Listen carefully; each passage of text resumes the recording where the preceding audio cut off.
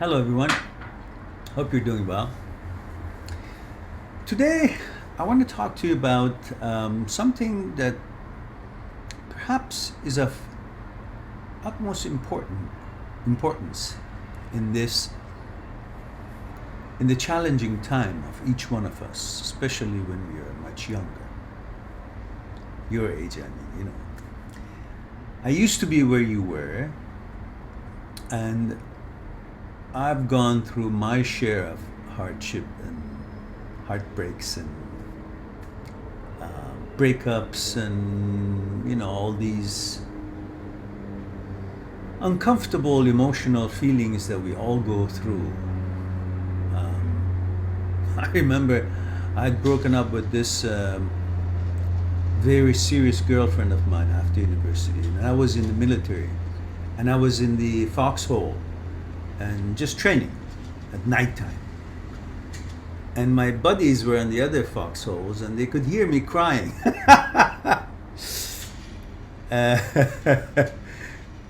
In a way, I mean, it was subtle crying, but they could feel. At least I knew that I was crying, but maybe they didn't. But I think they might have figured it out. So we all have gone through these sort of things. And these are not so extraordinary emotions that we all go through. I mean, while it is extraordinary, but it's not an excuse for us to forget about what is really important for us to protect. Give me a second, let me just fix this up.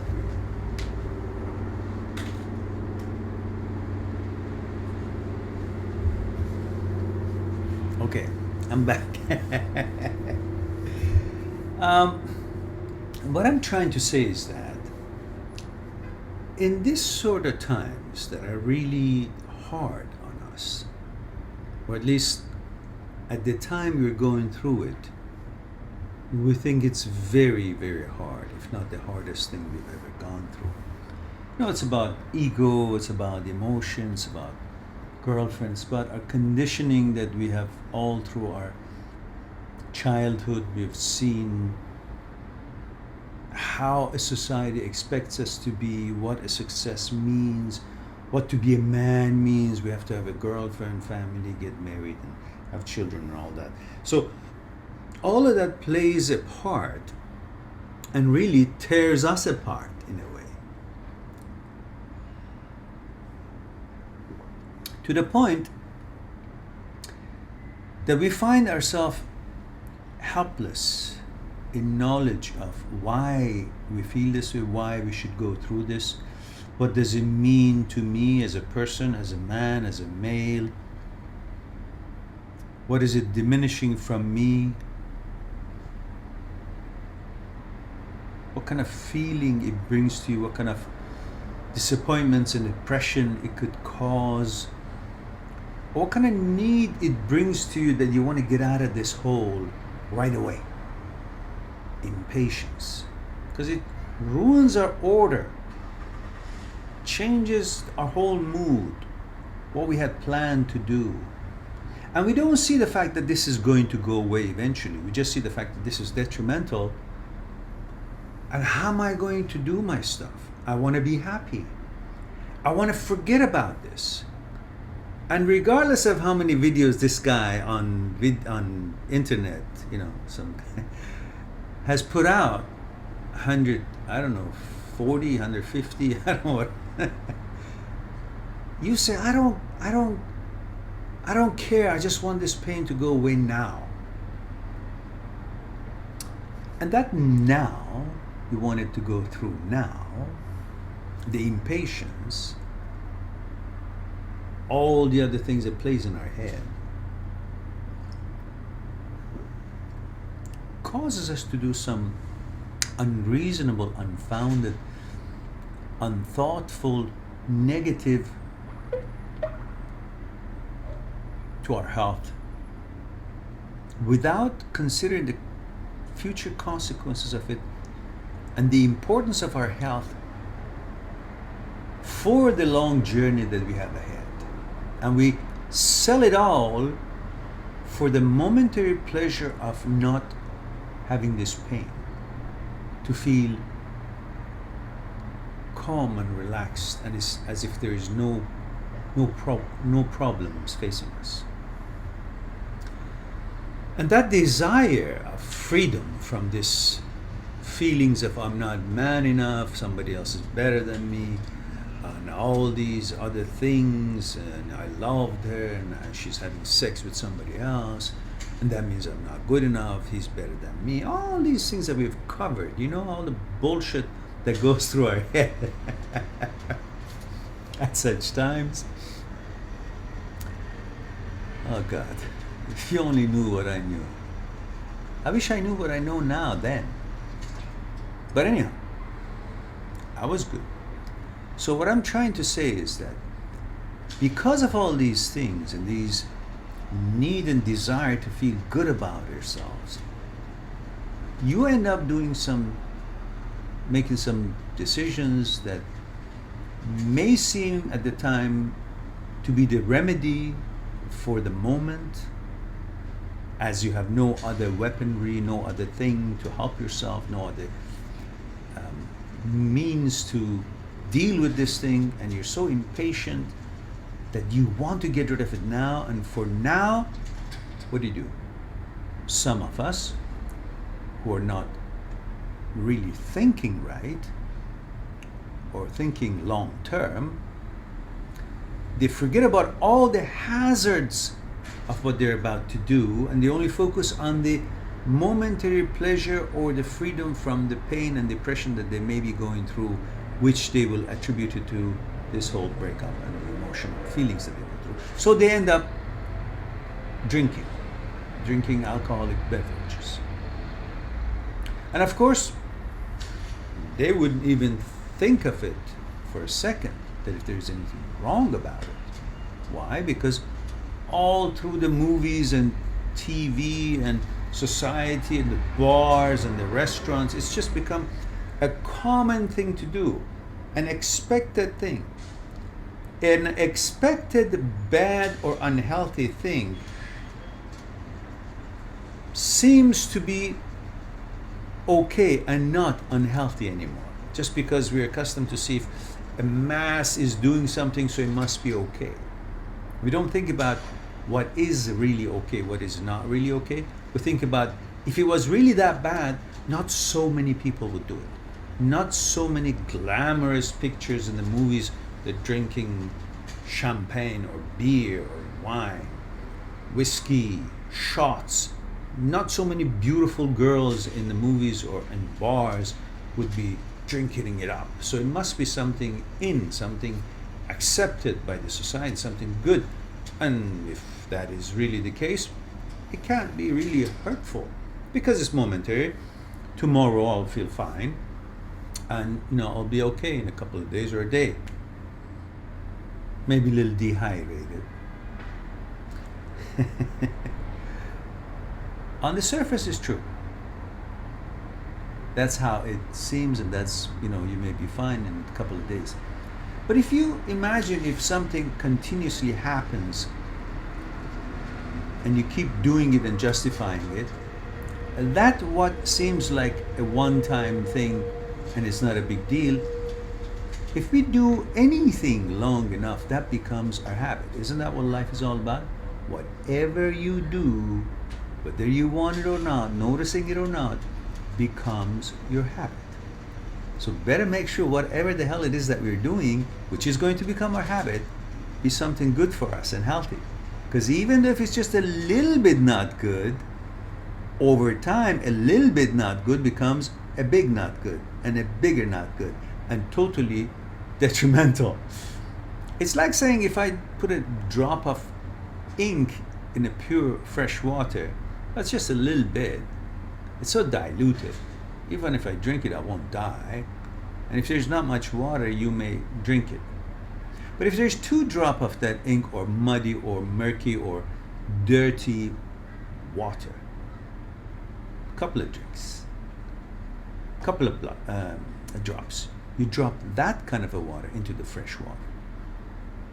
Well, it's not as how you used to think of it, is it? Now, if there's a little bit more, it makes the pure water more dirty and hazardous to health. So one drop may seem okay, but if you only throw one drop at a time, you don't see the accumulation, you only see the one drop.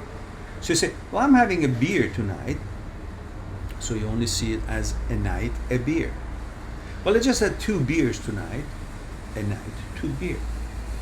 Well, I just had 3 beers tonight, a night, 3 beers. Okay. But if it's one night in a year, or a couple of months time, maybe, something, not that terrible. But what if you're doing it, that one dosage, that one drop, but on continuous basis? This week, and next weekend, and next disco, next bar, next excuse, a breakup continues. I gotta talk to this friend, that friend. Where do we go? We go to the bar. 1 drink, now it's 2 drink, 3 drinks, and if I'm not getting a buzz because I'm not getting used to it and I don't even notice it, I drink more. And because I feel good about it, it's a pleasure, feel out of it, disconnected, I don't have a problem anymore. I do, but I just don't notice it. Like I've closed my eyes and I think, oh, the snake is not there. Well, it's there if you open your eyes. So when you're sober, the problem is still going to be there. But we don't think of that. We just feel good, so we have more. Because if I'm feeling good now, if I have more, I'd probably feel better. So we get really pissed and totally out of it. And everything seems like manageable because we're not really thinking about it at all. So what we don't think, it's not a problem. So we keep doing it. Because the next day we feel same shit, same problem is there. And to escape it, well, we found a way, didn't we? We just go to the bar with friends and hang around and we drink and we forget and we feel good about ourselves. Lo and behold, that because we are doing this thing, that is, without we noticing it, becoming our habit. Because everything you do in life, you do enough of it, it becomes your habit. Once it becomes a habit, then it's not about if you're in pain or you want to get rid of a pain or you want to manage or handle something. It's about you now crave it. Because as you all know, regardless of what the movies and TVs and the bars and propaganda and the social events and all that shows, all that bullshit, the reality is that alcohol is toxic. It's a toxin. I don't care how you want to call it, how it looks, if you've got a babe sitting beside you, if you have your boyfriend sitting beside you, or if you have some tuxedo event, or if you have some high heel event, whatever it is that you are, that motherfucker is toxin. And just because it's been accepted by the society and dubbed legal, that doesn't mean it has become healthy. It's still unhealthy. Well, it's dubbed legal because when Al Capone was selling it, the government was getting no piece of it, and the quality was up and down, and it was illegal at the time. But the government noticed that it's pretty good money. Why don't we cash on it? So they killed the guy, put the guy in jail, and they start doing it themselves, I guess. I mean, you can look at it, you can make your own judgment. I'm just saying that's how it seems to me, that it was too good to let it out. And also, apparently they couldn't control people because people would get hooked on it. And as it is toxin, it would become addictive, and it's hard for them to stop it. So the government says, why don't we make some money from it? So they dubbed it legal. So the question comes in, there are other substances that one can use and forget about life and the problems and so on. Drugs and so on, which is all illegal and it's all terrible for the health, and nobody should get involved with them. And I know none of you get involved with it. And one main reason for that is that it's terribly bad, terribly wrong, and also it's illegal. Right? These are some of the reasons that why people do not do drugs, the ones who don't. Can we talk about the medical reasons for it? Forget about all the other reasons that one should never touch drugs. Well, it kills brain cells, it stimulates body, organs, heart, and it's totally dangerous, right? What does alcohol do? Well, if the other drugs, whether it's a pill form or smoking form, they do kill brain cells. Like, marijuana, I understand it kills brain cells. And there are many other things kills brain cells. If it's inhaled, it creates tremendous trouble and hazard to the lung system. And it's a way of clearing and transferring oxygen to us and helping us to be healthy and at our optimum, and brings many other dangerous consequences to our health. Now, if it's alcohol, what does that do?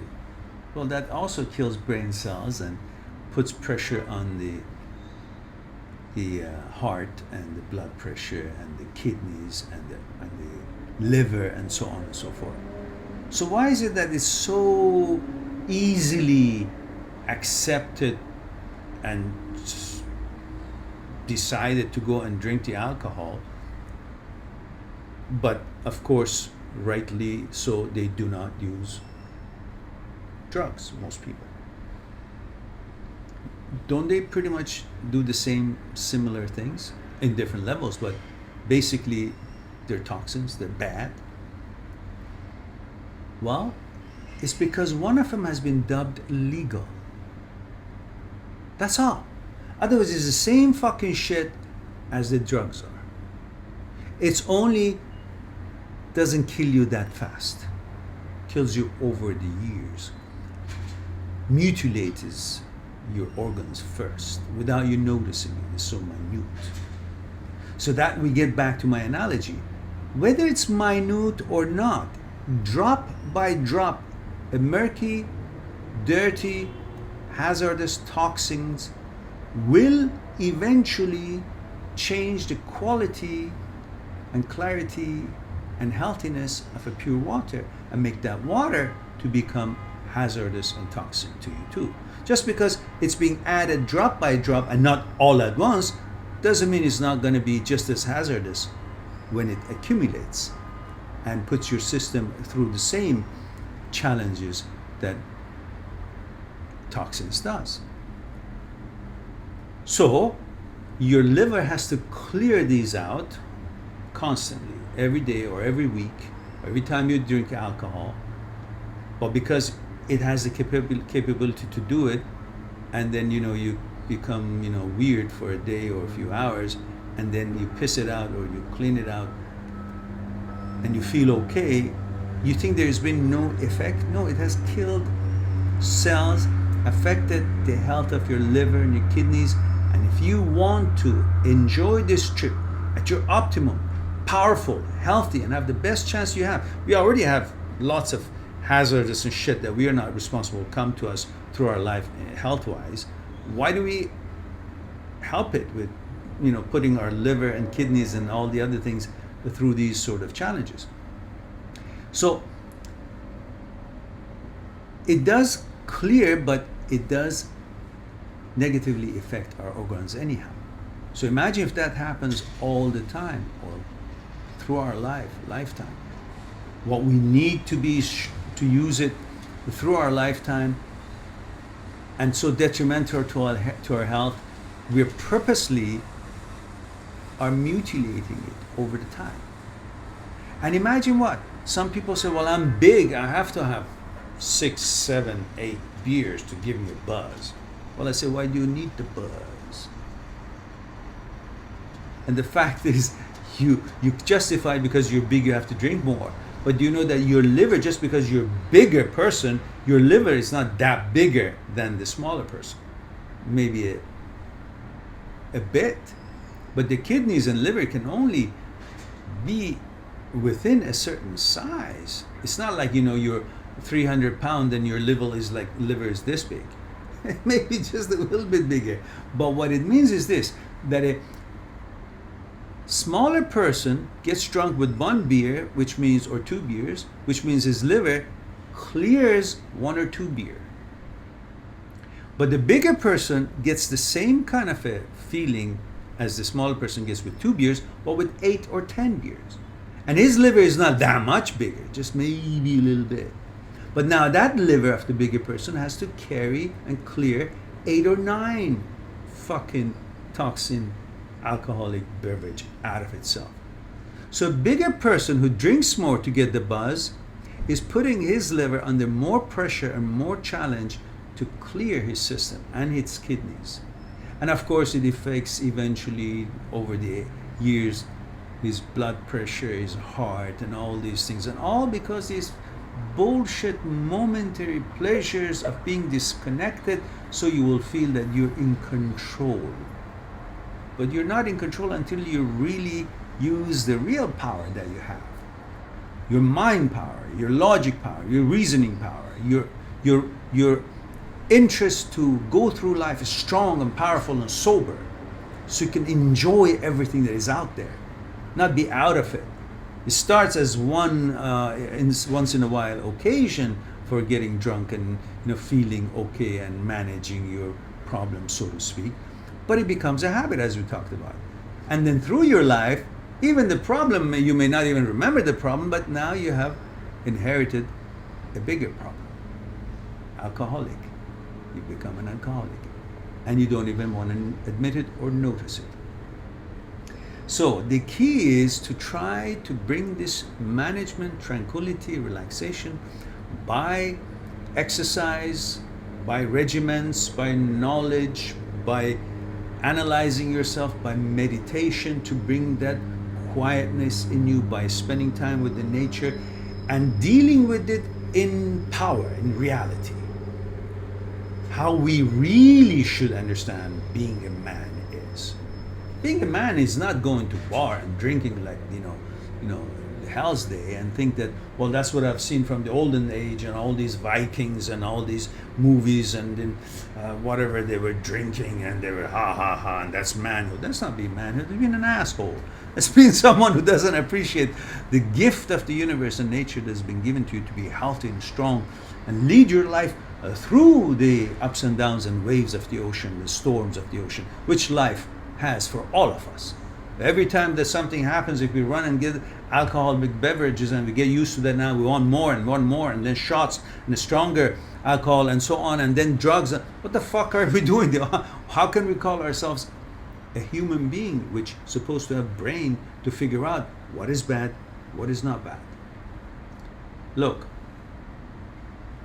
in my opinion, you can think whatever you like, drinking alcohol as a means of getting rid of your problems is the most cowardly thing that anybody can do. And it's not manly, in fact.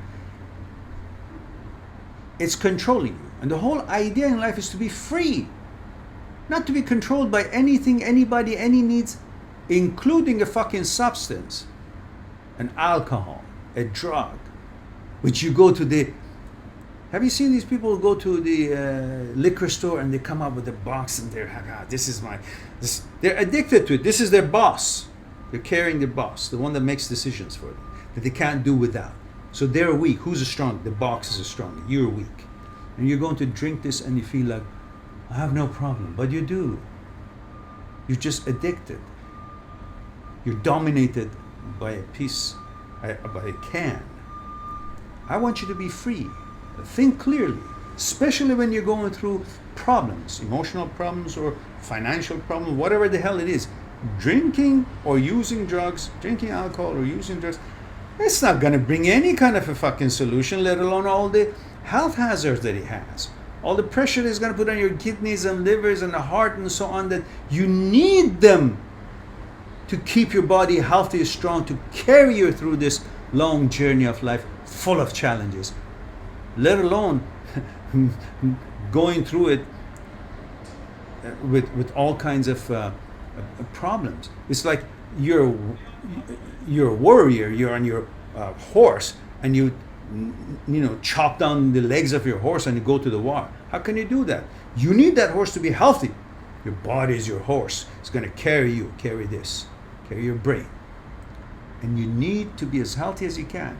So, for God's sake, maybe once in a while, somewhere you are, maybe a glass of wine or a beer, you want to just, whatever, okay. But you keep doing that, but it becomes a hazard and the body has to get rid of it. So you cannot think that becoming a drunk or drinking or getting that buzz and feeling good momentarily is going to actually solve your problems. The next day, the problems are the same where they were, you are where you were, and nothing has changed, and you got to keep doing this over and over and over and over, and before the problem goes away, you become alcoholic. And then we have a different problem. So we've lost not just the momentary experience in life of relationship, we've lost ourselves. We lost the control of ourselves, given our control to a substance, and we become addicted to something, and we are now on the way to go to really, really shitty places, a shitty life. So please, do not allow any kind of a misfortune or challenge in life drive you to seeking momentary pleasures or momentary relief from the problem. Nothing momentary is worth anything to sacrifice your life and your health. On that note, I don't want to bore you too much. I just want to bring that to your attention because these are one of the hazards that many of us face through the challenges of life when we face with it, especially through these emotional things. And you think if you do that, and there's something out there that will look at you and feel sorry for you and fix your life. It won't happen. You just go down the drain and you become a piece of turd in the bathroom and nobody even looks at you afterwards. So that was a bad example, wasn't it? But anyhow, well, hey, that's what we're going to become. You keep drinking. How many times you see somebody drunk passing by the street and you see them drunk, you actually take his space away from them. You don't want to mingle with them because you don't know what the fuck they are. I mean, there's always same. Don't be that person. don't make yourself to be that person and justify it for yourself. Oh, it's only one time. Oh, only with friends. Oh, this just because I couldn't take it anymore. No, you're disconnecting yourself. You're not solving anything. You disconnect the machine from the electrical outlet. Well, it won't work. It doesn't mean you disconnect yourself. Then of course you won't feel anything, and you think, oh, you've solved the problem. No, you're just not feeling anything. The problems are still there. So solve the problem as it should be, and don't get hooked on anything, including alcohol beverages, as accepted it is in our societies in these days and age. And just don't fall for it. Regardless of what's out there and everybody else is doing it, doesn't mean it's good. The number is doing something, it doesn't change the quality or what that thing is. Still, if it's bad, still bad. If little bit is bad, alcohol, a little bit is toxin, doesn't mean more of it is good. More of it is worse. So, I don't know. What do you think? Have a wonderful day. I hope that this was something for you to ponder, and it's all for your own health and well-being. Strength and honor is the way to go through life, no matter what kind of challenges we face. Talk to you soon.